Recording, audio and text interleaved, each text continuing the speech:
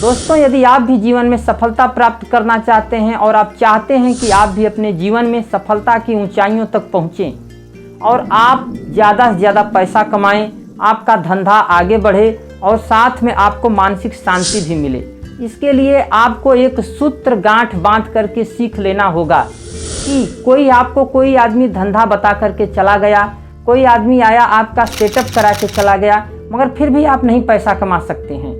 क्योंकि कोई भी धंधा को चमकाने का एक ही सूत्र है कि किसी भी क्रिया पे आप तुरंत प्रतिक्रिया मत दीजिए, क्योंकि जल्दबाजी में आपसे कुछ ऐसी गलतियां हो जाती हैं कि जिसके कारण आपको सारी ज़िंदगी पछताना पड़ जाएगा। तो दोस्तों, मैं अपनी इस बात को एक कहानी के माध्यम से स्पष्ट कर दूंगा और कहीं ना कहीं आप भी बहुत ही अच्छे से समझ जाएंगे। तो दोस्तों, वो जो पुरानी कहानी है कि एक राजा था, उसका एक बहुत बड़ा राजमहल था और वो राज करता था, मगर वह राजा बहुत ही ज़्यादा सख्त था और बहुत ही कठोर शासक था।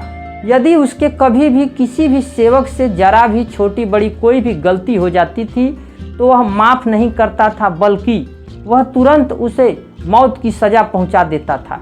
और इस कारण वह केवल क्रियाओं और प्रतिक्रियाओं के बीच में ऐसा उलझ करके रह गया था कि उसके पास गुण रहते हुए भी वह खुद को खुशी नहीं कर पा रहा था, वह खुद को अपना ज़्यादा विकास डेवलपमेंट नहीं कर पा रहा था। वह राजा ऐसा था, जिस कारण वह काफ़ी व्यथित था, वह काफ़ी मानसिक समस्याओं से ग्रस्त था।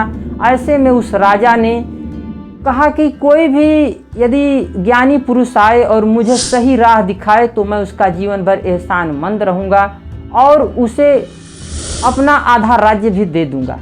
संयोग से उस राज्य में एक बौद्ध भिक्षु उधर से गुजर रहे थे, तो राजा लालायित था ज्ञान प्राप्त करने के लिए और वह अपने ऊपर से उसका विश्वास उठता चला गया था, जिसके कारण वह अपने मन में बहुत ही ज़्यादा गंभीरतम समस्याएं उसके अंदर पैदा हो गई थी। सारा राजकाज, धन धान्य, सुख रहने के बावजूद वह अंदर से टूटा हुआ था और परेशान था, क्योंकि वह कुछ कर नहीं पा रहा था। ऐसे में जब वह उसके राज्य में वो भिक्षु आए तो वह गया, उनसे मिला और कहा कि हे प्रभु, मेरे महल में चलिए और मुझे कुछ ज्ञान की बातें बताइए। राजा अपने महल में बहुत ही आदरपूर्वक उस भिक्षु को ले गया और वहाँ पर बैठ करके भिक्षु को उचित आसन प्रदान किया। बढ़िया उसका सा महल था, अत्यंत भव्य, सुंदर और मनोरम दृश्यों से परिपूर्ण रमणीक स्थान और बगल में हरियाली और बाग बगीचे सब कुछ था, परंतु राजा फिर भी खिन्न, दुखी और उदास था। ऐसे में उस भिक्षु ने कहा कि क्या कारण है राजन, क्यों आप इतना ज़्यादा परेशान हैं? तो राजा ने कहा कि प्रभु, मैं आपको अपनी समस्या बताता हूँ। तब तक राजा का जो सेवक था, नौकर था, वह दूध लेकर के आया राजा के सामने। उसने मेज पर रख दिया दूध का गिलास और वह वापस जाने लगा। तभी उसमें आकर के एक मक्खी गिर गई। अब राजा का गुस्सा एकदम क्रोध आसमान तक पहुंचते चला गया। उसके चेहरे पर हवाइयाँ उड़ने लगीं। राजा अस्थिर हो गया। इसको देख करके भिक्षु समझ गया और उसने कहा कि राजन, आप क्रिया और प्रतिक्रिया के तुरंत के गुलाम हो गए हैं। आप इन परिस्थितियों का अध्ययन नहीं कर पाते हैं, सोच नहीं पाते हैं। यही आपकी समस्या का मुख्य कारण है। इसमें आपको यह ध्यान देना होगा कि कोई भी क्रिया होती है तो आप उसके लिए तुरंत प्रतिक्रिया मत कीजिए, बल्कि आप थोड़ा इंतज़ार कीजिए, उस परिस्थिति को समझिए, तभी आप जा कर के इस जो क्रोध का जो आपके अंदर मैल भरा हुआ है यह बाहर होगा और तभी आप जीवन में कुछ अच्छा कर पाएंगे। नहीं तो आपको सदैव ऐसे ही भटकना पड़ेगा। और यही गलती केवल आप ही के साथ नहीं होती है, हमारे समाज में बहुत सारे पुरुष और बहुत सारे इंसान, स्त्रियां, सारे लोग इन समस्याओं के शिकार हैं।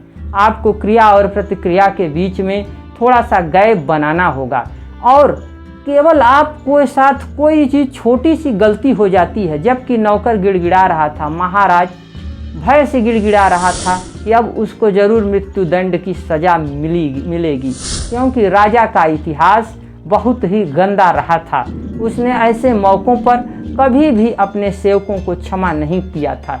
वह दोनों हाथ जोड़े हुए सेवक गिड़गिड़ाने लगा था। उसके हाथ पांव थर थर काँप रहे थे, उसकी आंखों से अश्रु जैसे बह रहे थे। अब वो रुकने का नाम नहीं ले रहे थे। परंतु उस भिक्षु ने राजा को एक एक बात जब समझाई, तब जाकर के राजा को कहा कि राजन, आप ऐसा अभ्यास कीजिए कि आपके अंदर तुरंत गुस्सा न आ पाए, क्योंकि आप कहीं न कहीं बहुत ज़्यादा इससे परेशान हो जाएंगे। राजा ने भिक्षु की बातों को बहुत ही ज़्यादा ध्यान से सुना। दोस्तों, इस कहानी का आशय सर्वथा यही है कि आप कोई भी काम करने जाते हैं, किसी भी कस्टमर के यहाँ आप जाते हैं, किसी भी व्यापारी के यहाँ जाते हैं, आप अपना सामान लेकर के जाते हैं और आप पैसा कमाने के इच्छुक हैं, तो छोटी छोटी बातों पर इतना ज़्यादा ध्यान मत दीजिए कि उससे आपका भविष्य खराब हो सके। नहीं तो आपको भी अंदर से कहीं न कहीं प्रॉब्लम, समस्या हमेशा के लिए क्रिएट होती जाएगी। समस्याओं पे बैठ कर के विचार कीजिए और उसको सोचिए कि उन समस्याओं में सच में किसकी गलती है। आप ही बताइए कमेंट में मुझे कि क्या इसमें उस नौकर की गलती थी या फिर राजा की गलती थी, क्योंकि नौकर के हाथों में जब वो गिलास था तो उसमें मक्खी नहीं थी। इस बात को भिक्षु ने देख लिया था, लेकिन राजा के दिमाग में यह शक बैठ गया था कि मैं राजा हूँ और ये नौकर है और ये नौकर ले करके आया है, तो कहीं न कहीं इसी ने गिराया होगा। जबकि राजा को भी अंदर से पता था कि नहीं, इसने नहीं गिराया है। लेकिन राजा की जो आदत थी क्रिया के बदले प्रतिक्रिया करने की, बिना सोचे समझे और सवार हो जाने की, जिसके कारण वह सच में बहुत परेशान था। जब भिक्षु ने उसको सच्चा ज्ञान प्रदान किया, उसको एक राय दिया, तब जाकर के राजा का दिमाग खुला और राजा ने भविष्य में अपने जीवन में सुधार किया। दोस्तों, आप लोग भी यदि ऐसी समस्याओं से परेशान हैं, क्रिया में प्रतिक्रिया करने की, तो इस कहानी को आप लोग ध्यान से सुने हैं। मुझे उम्मीद है कि आप लोग जीवन में अपने जीवन की इन छोटी छोटी समस्याओं से लड़ेंगे और आप जो भी काम करेंगे पूरे मनोयोग से करेंगे। और मैंने काफ़ी पहले के बिजनेस वीडियो बना दिए हैं, उनमें मैंने बताया है कि कम पूंजी से कोई भी धंधा कैसे स्टार्ट किया जाए। लेकिन अब जो मेरी सीरीज आएगी वह अंदर से निकलने वाली भावनाओं के बल पर होगी, क्योंकि अंदर की आदतें यदि इंसान की नहीं बदलेंगी तो वह पैसा नहीं कमा सकता है। यदि वो पैसा भी कमाएगा तो उसको रख नहीं पाएगा, और रख भी लेगा तो उसका वह आनंद नहीं ले पाएगा। जबकि पैसे का सीधा सा मतलब है कि आनंद प्राप्त करना।